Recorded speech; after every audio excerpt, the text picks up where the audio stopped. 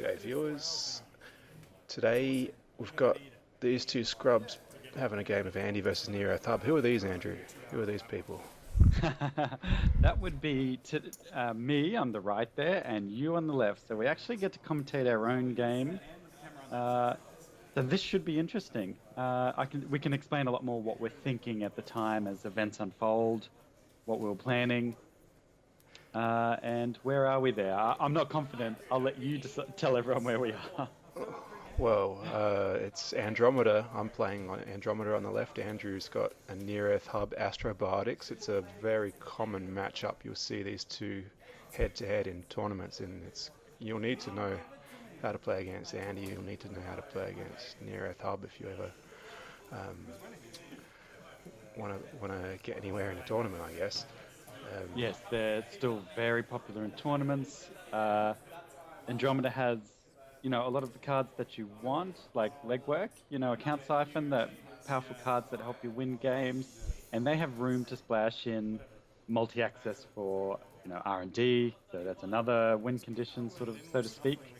And MBN New Earth Hub especially sort of has a very easy style to play, so you can play a long tournament and consistently try and win games there. Which store are we at tonight? Tonight we are in Fortitude Valley at GUF. It's a great league awesome. setup at GUF. You can play any of the FFG living card games, and great range of games and a great range of skill level as well. If you're new to the game, definitely come down. It's on Tuesday And the setup's nights. pretty good. They've got great tables, a good playing area. Yeah, Set aside specifically for card games, which is really good. and you're right in the Valley Mall. You can grab whatever you need afterwards, and yeah, good setup all New round. players are always welcome. Yeah, it's a good league. So Looks I think like we're mulligan. We both not shuffling. mulliganed. Yeah. I can't recall, but I imagine that I either had no ice, which would cause me to shuffle. And I had no burst economy. You really want a sure gamble or a dirty laundry just to get you off with a bit of momentum. So you don't mulligan if you don't see a supplier or a desperado or one of those sort of cards, or I'd like it. Yeah, it's nice to have some long-term econ like a security test or a desperado as well. But I think the most important thing I like is just burst, just so I can play the 4 cards without making myself broke. yeah, that's the beauty of Andromeda, that excellent first turn setup. Whereas a lot of other decks, need to draw and set up a little bit slower. What are you looking for with your Astrobiotics opening hand? Against Andromeda, I need That card you a just decent played. piece of ice for HQ, and hopefully something taxing, or end the run for R&D. That would be great. And Sweep, obviously. Yeah. You just played. That's a bad sign. So it looks like my mulligan didn't give me much ice, and luckily I drew one. So I've got There you go. free look Free at R&D. Yep. If I've got a dirty laundry is probably the only way I'd end up doing a run on my first turn. I'm just usually keen to get 4 cards out of my hand, so I don't have to discard. So I got my sure Unless gamble. you've got double ups of something you don't need. I think I do have a Desperado, a Dirty Laundry, and RDI. I'm just deciding if that's the way I want to play it. I also have a Earthwise Hotel, which might set me up with a bit more of a long game, but I decide Near Earth Hub, you want to get those accesses while they're free, because you don't have a lot of turns to play against Near Earth Hub. Oh, look at that. Fantastic. So RDI and Dirty Laundry and straight in. Don't get any agendas, but I'm back up at 6 credits with a bit of a setup with my Desperado and RDI. The classic pad campaign. We've still got unresed ice on HQ. Now I think I'll look to trash that pad, because a first turn pad is going to be hugely valuable. If you can get one early, then that's worth it. Yeah. From now on, it's just money in the bank if you don't trash it. Especially with Desperado out, it's not as painful. For other runners, it's a bit more painful paying the 4 rather than 3. It looks to me like I'm desperately drawing for more ice. Trying to shore up. I think I'd like a second piece on HQ, depending on what this is. Oh, no, just a pop-up. That's a bad sign. With R&D interface. So there's the first Ooh. Astro script. Now, like we said The before, heartbreaking Astro. You can take yeah. any other agenda except that one. Classic Alex. So Hurting me. I'm fixated on that R&D stack. Like I said, you've probably got 13 turns to play before the game's over, and you're going to need to see about 17 random cards to get your 7 points on average. So Yep. you're going to need to see more than one per turn. Otherwise, they're just going to walk away with the win near Earth Hub. The only good thing about pop-up in this case, because it's not stopping that run, is it's funding my entire economy there. It's already paid for several credits. You give me several credits. I think I'm just looking to set up a siphon and just seeing what I need to do that. I'm not sure I'm holding a siphon yet, but... So dirty laundry and getting that pad. That's a fairly painless way of doing things. Very efficient use of your cards there, sort of tying everything into that run, getting things done and making money.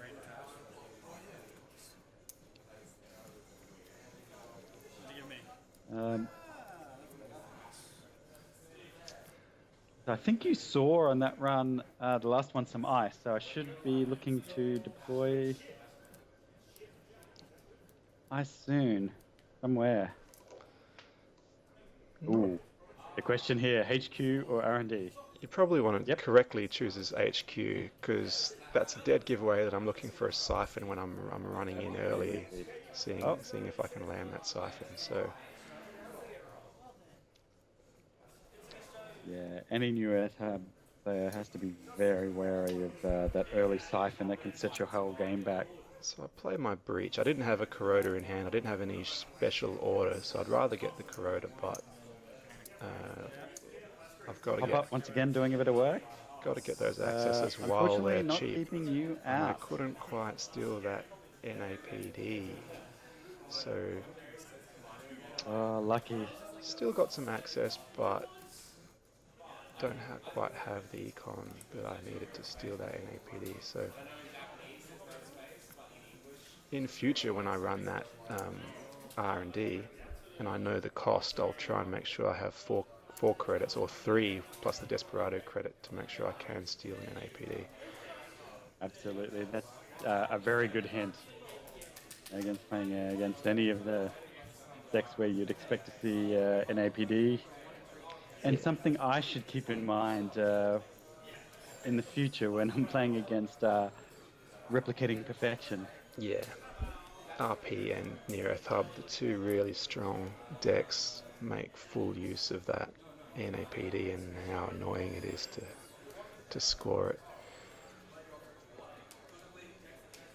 I'm sticking with the plan, doing what New Earth Hub does, just making service. So I'm just throwing that account siphon out there I don't think I'd seen any code gates yet. So heading on through, forcing Andrew to res that Sansan. I don't have enough to trash the Sansan, and Andrew spent all his money, so rather than siphoning him, I'm going to just access. And I luckily snagged that Beal. Wow, and that paid off. Well done. What a great pull. Yeah. I'm pretty sure, from what I recall, apart from there was NAPD, which you couldn't steal, and that one in my hand. So. Well, otherwise that's just going to get scored straight out of hand on that Sansan, so very lucky. It should really be 2-2. And now I'm in a lot of trouble because there's a live Sansan and I have 1 credit.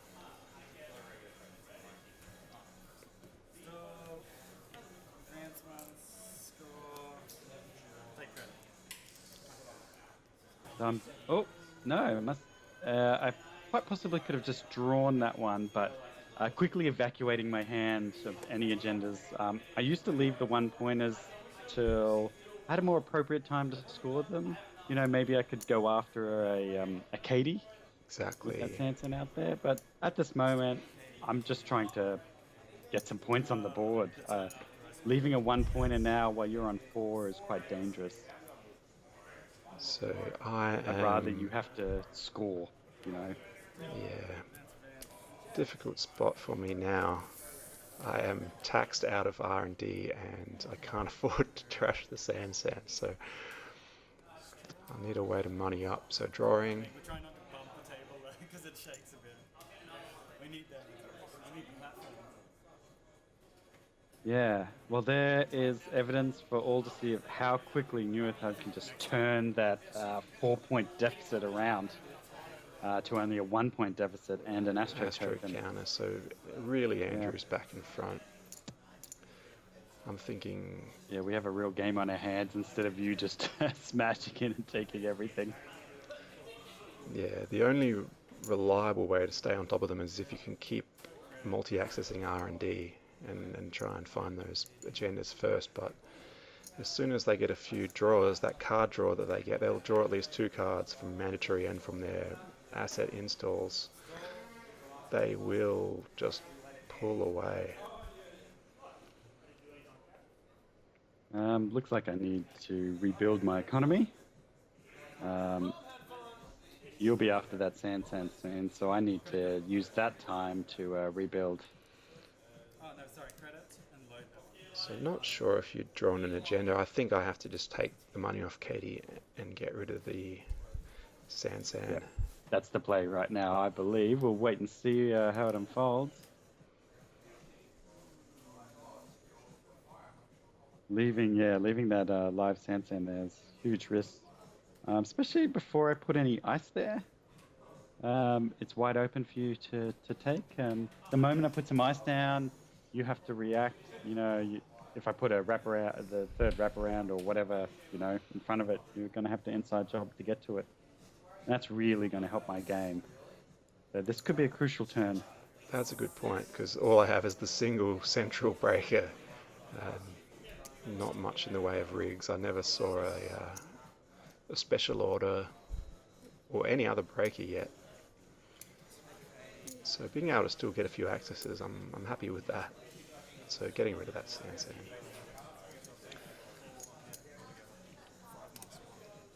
Yeah, good play. That was a solid play. Get rid of it while it's there. Now that I'm broke again, Andrew reses that pad, so I've still got issues to deal with now. Yes. We both had such a strong sort of, you know, early game there, we've sort of exhausted our economies. So now, as a runner, would you trash that new pad, given that it's almost late game now? Or this is the problem that I have very difficult personally to playing against New Earth Hub, and that is there's a certain point where you just have to now ignore the money and switch to a full R&D lock. Just try and spend the rest of your money on access rather than... You need to see cards. Especially with an Astro counter out. Yeah, you're not going to keep up with the current economy I have out there. So I'd probably even just ignore the pad and go straight down R&D. Yeah, it's only costing me a net of 2 to get into R&D. So... Yeah, Desperado is so good. Isn't that a great... Yeah, and if it was Kuroda, it would be, only 1 credit. So that's where I should probably look, but I actually think I end up going for the pad. I think that might have been a small mistake. And when we get to the end, I think the number of credits left is a big factor in this game. Definitely. We're now sort of locked in, and everyone's got to sort of stick to their game plan. Without a sand out there, just drawing a passport, which will be handy to keep up that R&D lock. But yeah, go ahead and trash that pad. I figure you've only got the 2 credits, and as long as I can keep you below 7 for a while, I can probably drag the game out. But again, you've got the next pad for me to deal with. It's interesting that I res that there. Sometimes I like to leave a pad or 2 if I don't need the money desperately, unresed as a sort of a place to throw out my credits in the case of an account siphon, like I did earlier with the sand. Obviously, in this case, I desperately need the money, or I may not have even resed that. So you can see that that would tell me, and I can't recall off the top of my head, but I probably have a biotic in hand, and I'm trying to push my money up quickly to the magic number. Critical. Or or I'm aware of your R&D lock capability. Keeping you out of R&D now, well, I've got probably a biotic in hand. It's a pretty good move. Economy's online. Just need to store you a few more turns just to get the next agenda out. I've just drawn a second RDI, so I'm going to get more value out of those runs, even if I can't run there every turn. Every second or third turn is still can be game breaking, especially when you're on 4 points like this, and there's still 1 point, at least a 1 pointer left in the deck as well as all the rest. And because I couldn't afford to get into R&D, I don't know that you're holding that biotic, so you always suspect there's a timer running against you, but I'm not aware how urgent this is. Now, I'll go and trash the next one. I just figure getting 3 credits per turn is just going to put me out of the game too quickly. Definitely have me poor. There's no doubt about that. But by the same token, I'm too poor to access, so... That's a Sand Santa pad and a Sweep Sweep, so all great cards. Nothing wrong with that. I thought you spent all that time trashing pad campaigns, why not put one back? I'm also lowering, sort of in a way, the agenda density in the deck, which might mean I have a couple in hand.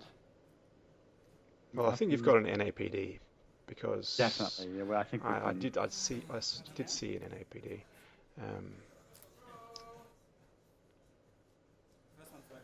And so that basically means if you draw one more, then you win. Or you'll have the win in hand at least. So I really need to get back in and start looking at cards again. Yeah, we've reached a point where... Yep, I'd say they're in hand. Do not go there. I'm probably also very worried about Siphon. I may not have anything, that I can dump credits into, as well as agendas in hand. That's a good point. I never did manage to draw another Siphon, but I was really hoping to draw one, just to turn those finances around. If I can take him down from 7 down to 2, then obviously that's great. That gives me a lot more time to play and time to find those few agendas. So just here's a great combo though: Data Sucker and Desperado, 2 powerful economy cards in their own way, working together. Yeah, I'm thinking I've got an Eli to deal with on R&D, so having those Data Suckers will make that a lot more economical. Yep. I'm just going through the motions of setting up my economy. I've now reached the magic number, the danger area of 7+. How many do you have there? 4, and 5, I'm 6, fast tracking. 7. And I'm showing you the Astro tauntingly. That would indicate that is not an Eli in front of that currently resed Eli. I would say a code gate. In front of HQ. I'm thinking the Eli's on R&D. Yeah, Quandary on HQ, I'd say. That's just a guess. I can't fall straight off the top of my head. I'll still have that. Certainly got a tense match, though. Yeah. Looking back, that was a pretty bold move, pulling out and showing you... yeah, because if they come in with that legwork, they can almost special order their code breaker, install the code breaker legwork, and then you're in a lot of trouble. Big risk. So you've had to tap Katie. There's 1 click down. Oh. Installing the second RDI, and there's the passport. Now you're hoping it's not a legwork, and it's not. So I'm going in to get my 3 cards, hopefully. So yeah, that is the Eli. Oh, well called. You saw it. So only 2 for that one, 2 for the wraparound, and then 1 back for Desperado. So 3 cards I get to see for 4 credits. so it's still pretty good value. And I have more than 4 in my stack of credits. Stacking Jackson there. Second Jackson to once again lower the density. 2 more pads. And fast track, just a way of... I think the reason I'm taking a pad campaign over hedge fund is just the draw power that, you know, New Earth Hub offers to sort of keep powering my deck along. And it's a tough card to trash if you do want to trash it. So I'm happy either way. Fast track, Sansan, and Beal. Ooh, So on to match match point. Oh, well picked. That was worth it. I think, However, I do have an Astro in hand, which I imagine I'm about to score. So it's going to end up being 5 to 6 with another Astro token. So I figure I might have one more run left in me. And I go draw. So you've got a mandatory draw and an Astro draw. Just discussing when you scored the Astro, you drew for the Astro, but maybe missed the mandatory draw. Ah, yes. Because I scored a Beal, I'm keen to see 3 fresh cards. So... Yep, yeah, well picked. There it is. That was, I think, in the excitement of scoring. Yeah, it happens a lot with NBN Just players. ignored mandatory draw altogether. They'll either miss the mandatory or they'll miss their ability, Near Earth Hub ability. So make sure when you're playing them and you've got R&D lock. I, as a New Earth Hub player, cannot score Astro fast enough. And sometimes, I must forget that extra draw there, as we've seen. So I'm just... Cannot hit the table fast enough and be scored. We have a close game here. Wow. I think I have 5 in hand, so I'm thinking I'll click through Eli and then spend the 3 credits for the other ice. Does that put me one short? This could be the game.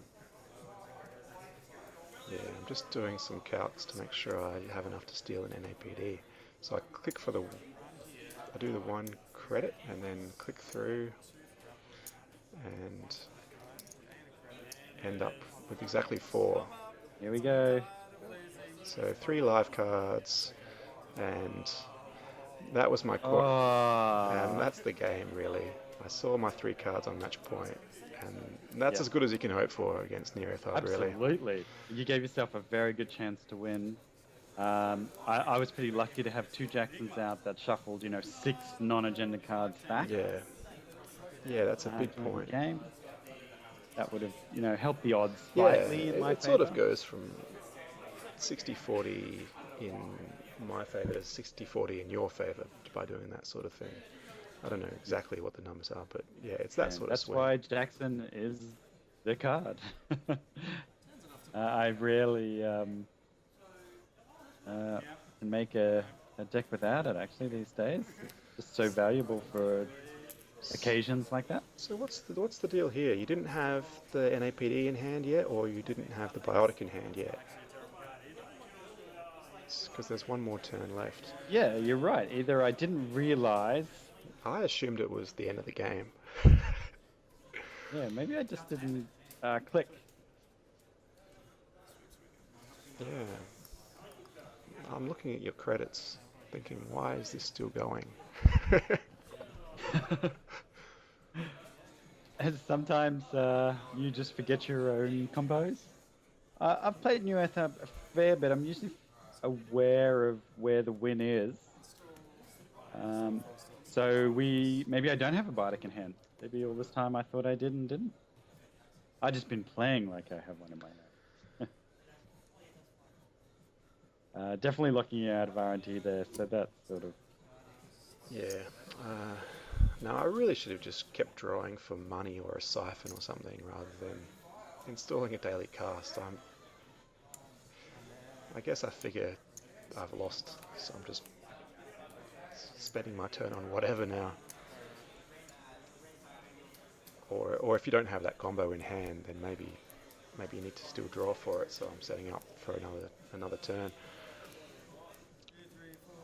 But yeah, you've got enough to do Ah, Yeah, so yeah, I maybe you think just top maybe I deck. just didn't realize last turn. Yeah, but still, This is gonna make the pack. yeah, pretty typical Andy NBN matchup.